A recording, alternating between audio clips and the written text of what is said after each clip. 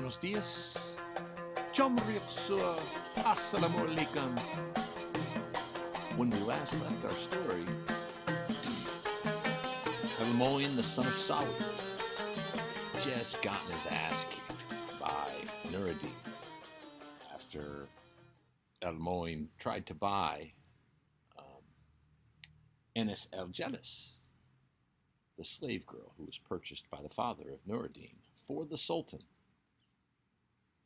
So as we pick up our story now, Al-Moin, son of Sawi, goes back to the Sultan, just covered with blood and mud after he got his ass kicked, and now tattles on Nur-ed-Din and essentially claims that he was there to just try and buy the slave girl back for the Sultan and appear to be, all around good dude, of course. And now we begin again the story of Nur-ed-Din and Enis-el-Jelis from the 1001 Nights, also known as the Arabian Nights.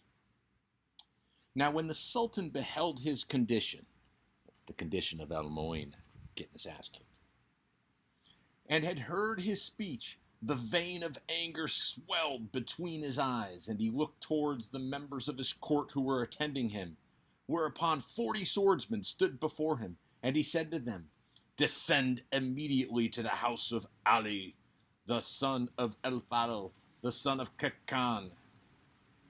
Ali is a nickname for Nur-ed-Din. "And plunder it and demolish it, and bring hither him and the slave girl with their hands bound behind them. Drag them along upon their faces, and so bring them before me." They replied, "We hear and obey," and went forth to repair to the house of Ali Nur-ed-Din. And there was in the court of the Sultan a chamberlain named Alameddin Senjer, who had once been one of the Memluks, those are the eunuch soldiers, of El-Fadl, the son of Kakan, the father of Ali Nur-ed-Din. And when he heard the order of the Sultan and saw the enemies prepared to slay his master's son, it was insupportable to him. So he mounted his horse and proceeded to the house of Ali Nur-ed-Din and knocked at the door. Nur-ed-Din came forth to him, and when he saw him, knew him, and would have saluted him. But he said, "O my master, this is not the time for salutation, nor for talking." Nur-ed-Din said, "O Alameddin, what is the news?" He replied, "Save thyself by flight, thou and the slave girl, for Al-Moin, the son of Sawi, hath set up a snare for you, and if ye fall into his hands, he will slay you. The Sultan hath sent to you 40 swordsmen, and it is my advice that ye fly before the evil fall upon you." Then Senjer, Alameddin, stretched forth his hand to Nur-ed-Din with some pieces of gold. This is how cool Nur-ed-Din and his family must have been, because here you have essentially a slave giving his last gold. And he counted them and found them to be 40 pieces, and he said, "O my master, receive these, and if I had with me more, I would give it thee, but this is not the time for expostulating." And upon this, Nur-ed-Din went in to the damsel and acquainted her with the occurrence, and she was confounded. The two of them went forth immediately from the city, and God let down the veil of his protection upon them, and they proceeded to the bank of the river, where they found a vessel ready to sail. The master was standing in the midst of it, and saying, "He who hath anything to do, whether leave-taking or procuring provisions, or who hath forgotten aught, let him do what he desireth in return, for we are going." And they all replied, "We have nothing remaining to do, O master." So upon this the master said to his crew, "Quick, loose the rope's end and pull up the stake." And Ali Nur-ed-Din exclaimed, "Whither, O master?" He answered, "To the abode of peace, Baghdad," which is, of course, the capital of Iraq. And Nur-ed-Din embarked, and the damsel with him, and they set the vessel afloat, and spread the sails, and it shot along like a bird with its pair of wings, carrying them forward with a favorable wind.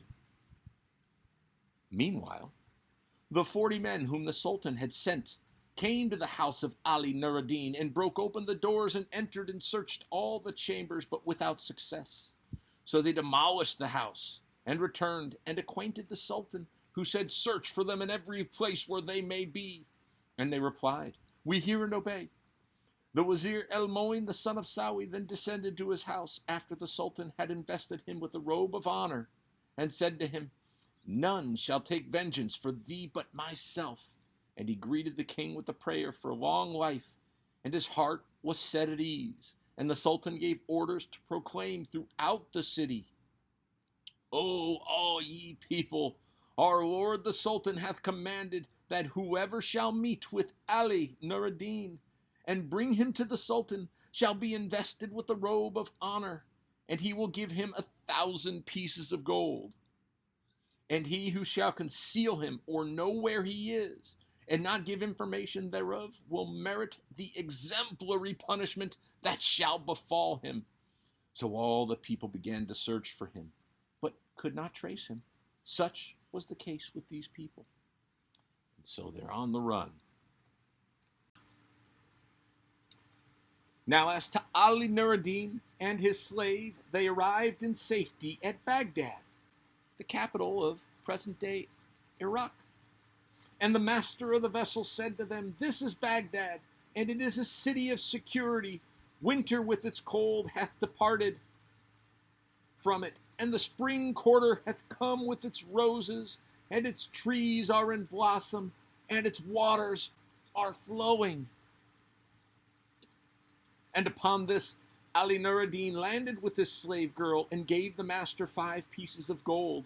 Then they walked a little way, and destiny cast them among the gardens, and they came to a place where they found, swept and sprinkled, with long mastabas and pots suspended, filled with water, and over it was a covering of trellis work of canes extending along the whole length of a lane, at the upper end of which was the gate of a garden.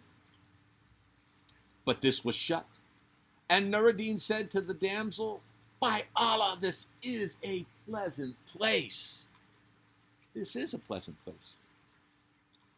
And she replied, "O my master, let us sit down a while upon one of these mastabas." So they mounted and seated themselves there, and they washed their faces and hands, and enjoyed the current of the zephyr, and slept. Glory be to him who sleepeth not. Stop here and pick up our story as they enter this garden of delight in the city of Baghdad. Vaya con Dios.